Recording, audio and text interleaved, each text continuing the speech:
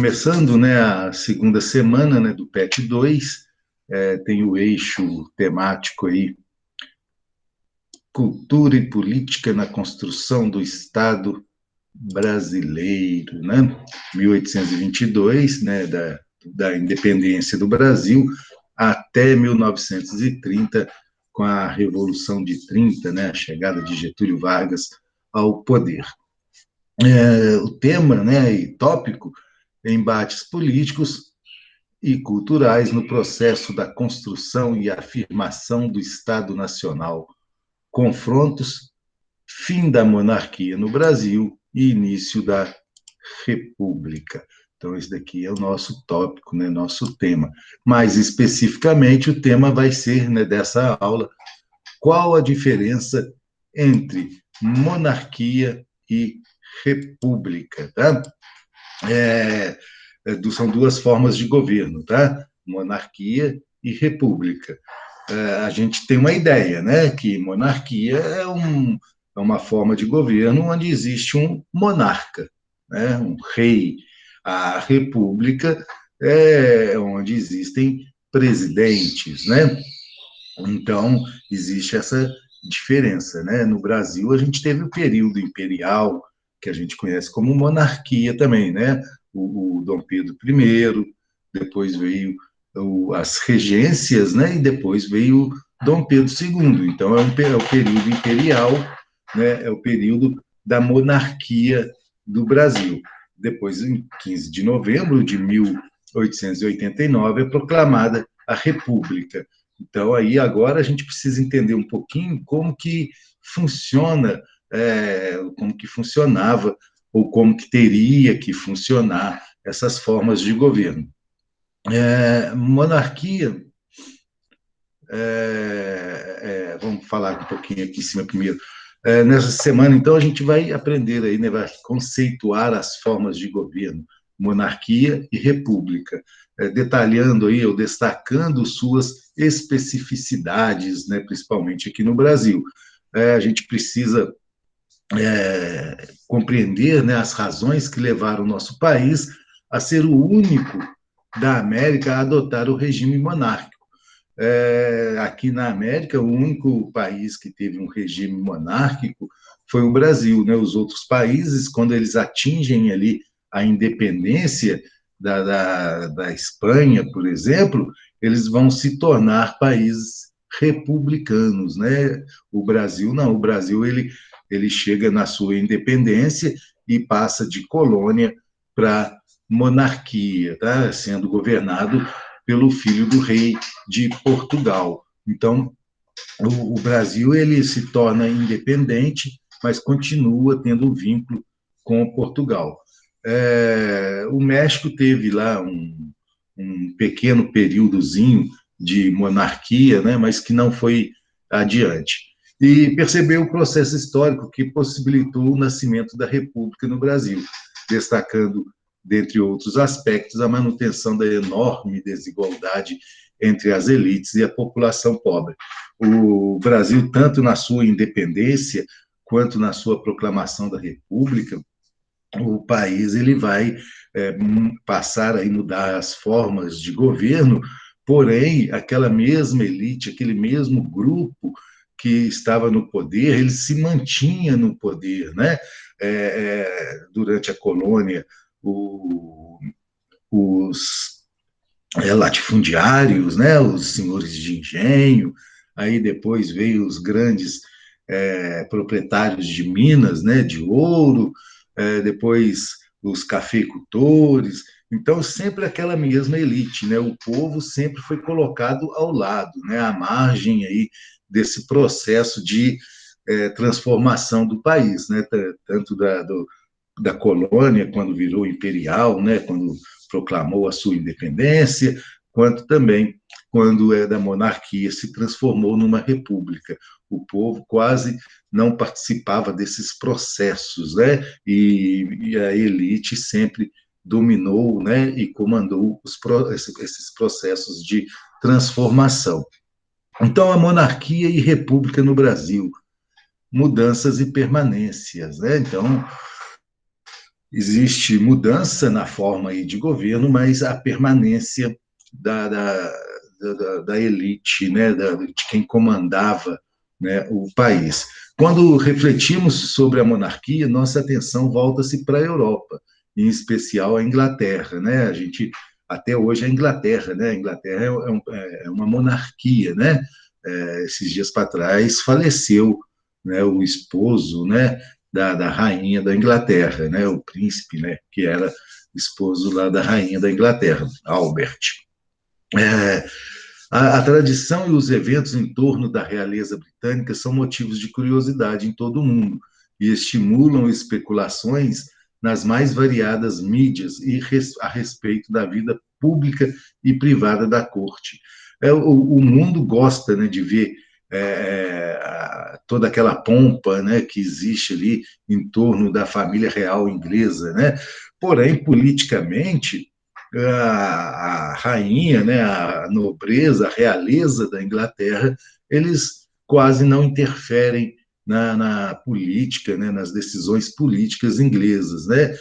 Quem governa o país é o primeiro-ministro, tem os deputados, né, tem a assembleia, mas existe, né, a realeza mais por uma questão aí de tradição, né, de que os ingleses gostam de ter a realeza ali por perto, mas decisões mesmo são muito poucas, né? Eles apenas cumprem em um papel de anfitrião, né, de outros presidentes, né, de pessoas importantes que vão fazer visitas, né, vão ter encontros na Inglaterra.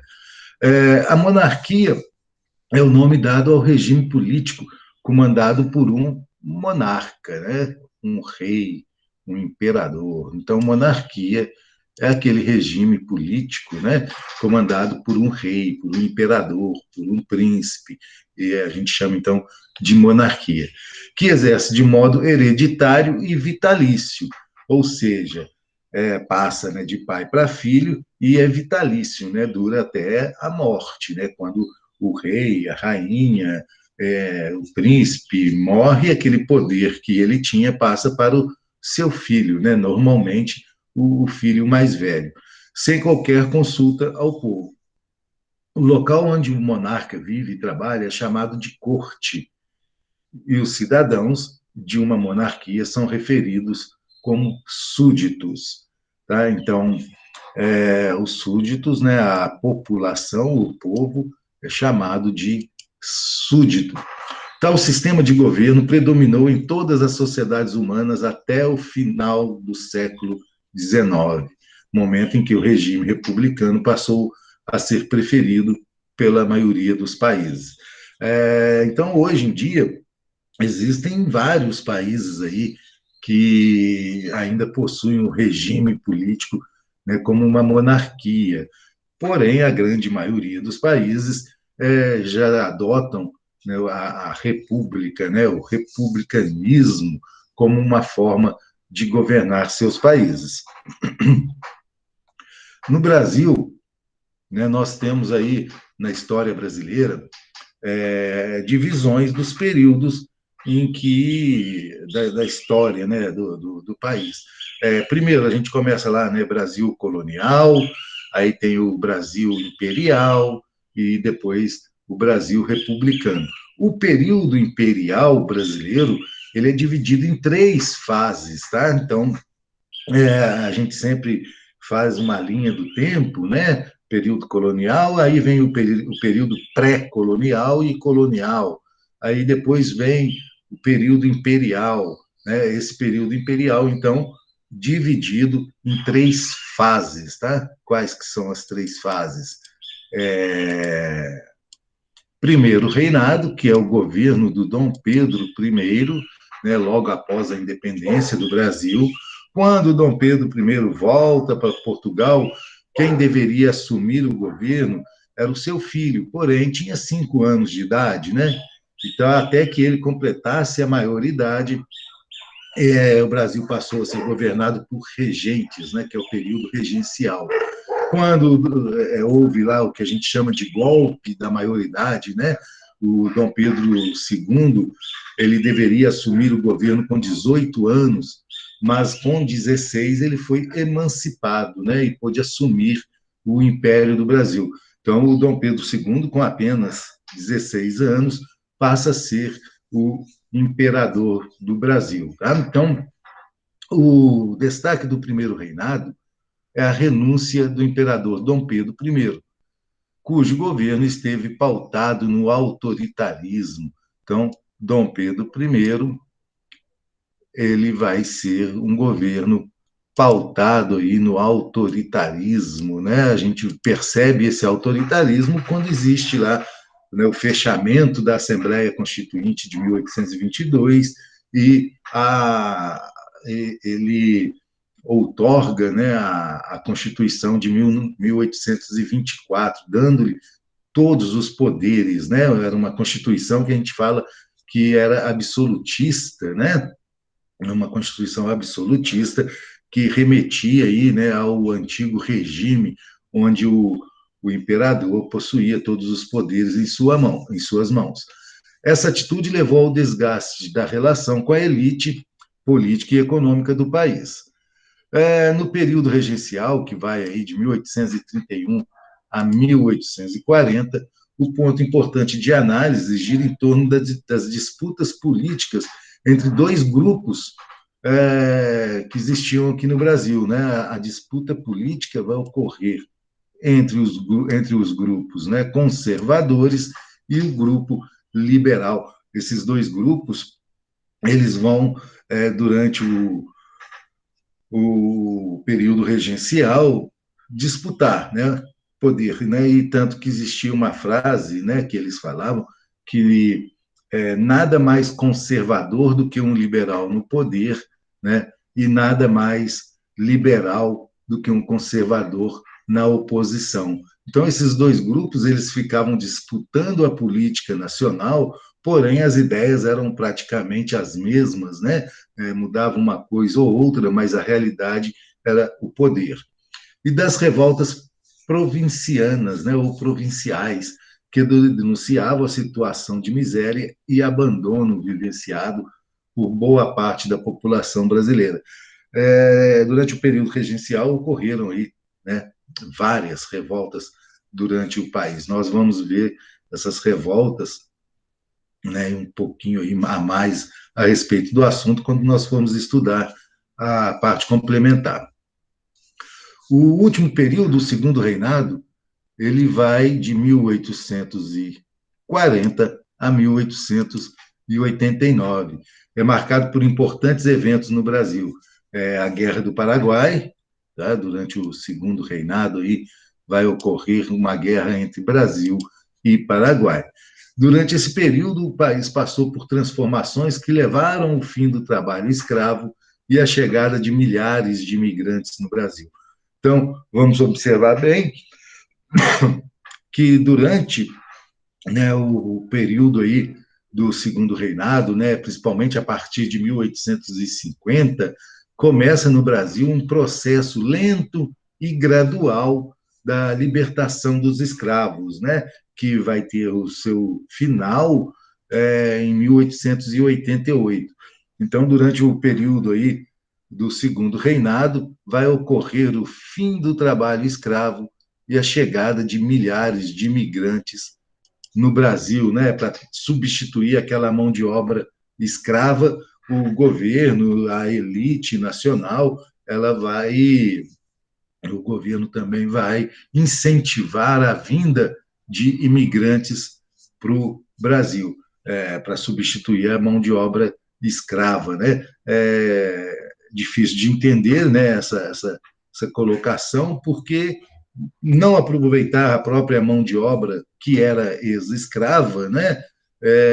Só que a partir daquele momento passaria a ser assalariada, mas deram, né, a oportunidade aí da chegada de imigrantes, ao invés de aproveitar a mão de obra já existente aqui no país.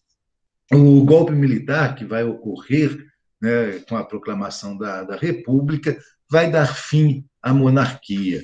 Então, a monarquia brasileira ela termina com um golpe militar, né? Ele vai dar fim aí à monarquia e proclamar a República no Brasil no dia 15 de novembro de 1889. Reparem que foi logo um ano, né? Um ano e alguns meses após a libertação dos escravos, né? Após o fim da escravatura no Brasil. Em relação à república, a palavra república se origina do latim res publica, tá? Então, quando nós falamos em república, nós estamos usando aí uma palavra originária do latim, né, que é res publica. Res publica, ele significa, né, designa coisa pública. Então, quando nós falamos em república, nós estamos falando de coisa pública. Coisa pública é coisa do povo, né? Pertence ao povo, pertence à população, pertence ao país. Então, toda vez que nós falamos, a nossa escola é uma escola pública, ou seja, aquela escola é uma escola do governo, do povo, né? Uma escola que o governo gerencia para o povo. Aquela praça é uma praça pública. Isso, a praça é do povo, né? O povo tem direito a usar a praça, até porque ela foi construída com impostos, né, pagos pelo povo. Então, a ideia principal desse termo se concentra no princípio de que os escolhidos para o controle do Estado seriam responsáveis para atender os anseios da sociedade, que enxerga o governante como administrador daquilo que pertence a todos. Então, todo político, né, ele encaixa nessa definição aí. São escolhidos para o controle do Estado, seriam responsáveis por atender os anseios da sociedade. Então, o político ele é escolhido para que ele atenda a sociedade. E isso ocorre no Brasil? Não, né? No Brasil, muitas vezes, os políticos misturam a coisa pública, né, a res pública, com o particular, né? Ele acaba tomando para si o que é do povo, né? Então, aí vai surgir corrupção, ele vai fazer coisas em benefício próprio. Então, república é isso, né? É coisa pública, é o governo atender os anseios da sociedade. Por isso, cabe ao condutor da república um compromisso com a sociedade de afastar seus interesses particulares do projeto de Estado. Então, o político, ele, dentro da ideia do republicanismo, é ele afastar os seus interesses particulares do que é do Estado, né? Isso não acontece, né? E se acontece, acontece com poucos políticos têm essa visão, né? De separação entre o que é particular e o que é público.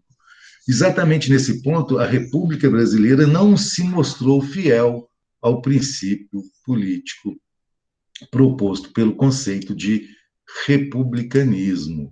Muitos são os exemplos na história da nossa República do uso da máquina do governo, né, da estrutura do governo, para atender a interesses pessoais ou de situações de má gestão dos recursos públicos. Nós vemos isso diariamente, né?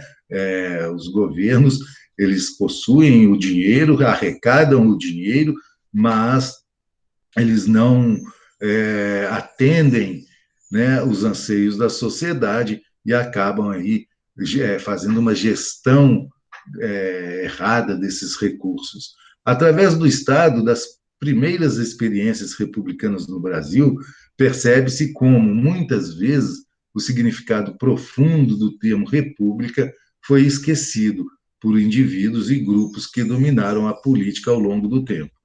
Não obstante, o regime republicano pode ser considerado um passo importante rumo a uma possível democratização da sociedade, né? Quando o termo, né, república, e quando a prática, né, da definição da república, né, do que é república, é colocado, né, é colocado em prática aí pelos governantes, a aproximação aí com a democracia é muito grande, né? Mas quando eles, né, os governantes utilizam aí a da república em benefício próprio, a democratização vai se afastando. Avanços e retrocessos marcaram o caminho da República Brasileira em direção a uma sociedade justa e democrática, né? A gente sempre ouve falar isso. O Brasil é um país muito rico, né? Porém, a população é muito pobre. O Brasil tem uma má distribuição de renda, né? Os ricos são muito ricos e os pobres, né, são muito pobres e são muitos, né, muitas pessoas que vivem aí nas classes mais baixas, né? A pirâmide social brasileira, ela mostra, né, que uma pequena parcela só da população brasileira tem acesso, né, a todos os meios que a República oferece. É importante ressaltar que para os defensores da República, o novo regime viria acompanhado de uma modernização das instituições políticas. Tá? Então, isso aqui, quando começaram lá na proclamação da República, finalzinho do século XIX, início do século XX, imaginava-se que a República viria acompanhada de uma modernização das instituições políticas e também da sociedade como um todo. Isso não vai ocorrer, né? Pelo contrário, né? O Brasil vai manter a mesma forma de se fazer política, né? Nós vamos estudar ainda no terceiro ano um pouquinho a respeito aí da República, da Primeira República, nós vamos perceber a troca de favores, a política dos governadores, o coronelismo e outras práticas que ocorriam durante a Primeira República. Ocorre que as contradições sociais, modernização, miséria, exclusão social presentes nesse cenário resultaram em conflitos de várias ordens. Nas cidades e no campo eclodiram movimentos que denunciavam e exigiam mudanças significativas na estrutura social. Durante essa Primeira República, vão ocorrer várias revoltas no Brasil que questionavam aquela estrutura política, né? Existiam revoltas rurais, né? Revoltas no campo, existiam revoltas nas cidades e movimentos que também denunciavam aí essa manutenção dessa estrutura social que existia no Brasil. A gente pode citar Cangaço, Canudos, Contestado, Revolta da Vacina, Revolta da Chibata, Tenentismo, Movimento Operário, tudo isso todas essas revoltas aí ocorreram durante a Primeira República. Nós temos até vídeos lá no canal, né, são 7 vídeos que falam a respeito dessas guerras aí, dessas revoltas. A história do Brasil imperial republicano, primeira fase aí, né, através de charges. Essa primeira charge aqui, ó, de Dom Pedro I, né? A Constituição é para todos, majestade, quase todos. Eu estou acima dela. Então, falando aí a respeito da Constituição de 1824, né? Mostrando aí o autoritarismo do Dom Pedro I, em que ele se dizia estar acima das leis. Essa outra charge aqui, ó, já fala aí, já mostra aí Dom Pedro II, né? Ele está aí como uma divindade, né? Em cima aí de uma almofada, em cima de um tablado, mostrando aí, né, que tem poderes. Essas pastas aí significa aí os ministérios que ele possuía, as pessoas embaixo adorando, né, o Dom Pedro II, como se ele fosse uma divindade, e ele todo lá calmo, né, demonstrando força, segurando as pastas, mas o semblante dele ali, um semblante mais calmo, né? E nós vemos embaixo as pessoas adorando aí o Dom Pedro II, né? Como se fosse uma divindade. A terceira charge aqui já é sobre a República, tá? É sobre a primeira Constituição republicana que ocorreu no Brasil, onde que vai haver ali a separação da Igreja, né? A separação do Estado e da Igreja, não passando a não existir mais a religião oficial no Estado, né? O Estado, então, durante a partir da Primeira República, ele se separa da Igreja. O sistema presidencialista, falando a respeito do sistema presidencialista, a divisão dos poderes, que até então eram 4 poderes, né? Dom Pedro I havia criado aí o quarto poder, o poder moderador. A partir da República, o Brasil passa a ter apenas os 3 poderes: executivo, legislativo e o judiciário.